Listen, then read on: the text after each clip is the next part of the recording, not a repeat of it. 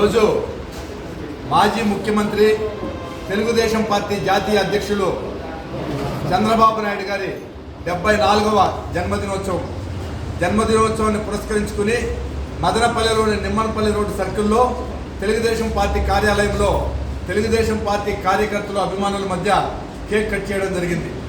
చంద్రబాబు నాయుడు అనే వ్యక్తి ఒక విజనరీ లీడర్, ప్రపంచ మేధావులలో ఆయన ఒకరు. ఇటువంటి వ్యక్తులు రాజకీయాలలో చాలా అరుదుగా ఉంటారు.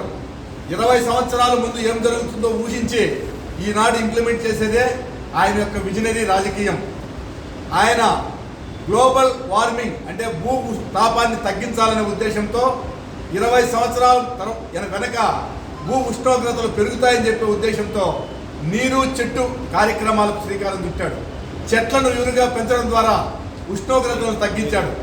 అదేవిధంగా యువకులకు ఉపాధి కల్పించాలని ఇన్ఫర్మేషన్ టెక్నాలజీ రంగంలో ఆయన విప్లవాత్మకమైన మార్పులు తెచ్చాడు. ఇంజనీరింగ్ కాలేజీలు ప్రతి నియోజకవర్గంలో ఇంజనీరింగ్ కాలేజీలు, మెడికల్ కాలేజీలు స్థాపించాడు. ఆ విధంగా ఈరోజు ఇన్ఫర్మేషన్ టెక్నాలజీ రంగంలో విదేశాలలో తెలుగువారు ఉన్నారంటే చంద్రబాబు నాయుడే కారణం.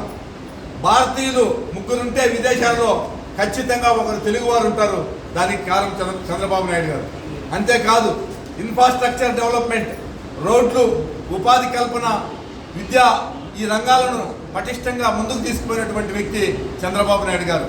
పేదరికం లేని సమాజం ఉండాలని, ప్రతి ఒక్కరికి పక్కా ఇల్లు ఉండాలని చెప్పి ఆయన కలలు గని ఈరోజు ఆంధ్రప్రదేశ్లో పూరే గుడిసెలు లేని ఆంధ్రప్రదేశ్గా ఈరోజు అవతరించిందంటే దానికి ఆయన శ్రీకారం చుట్టాడు.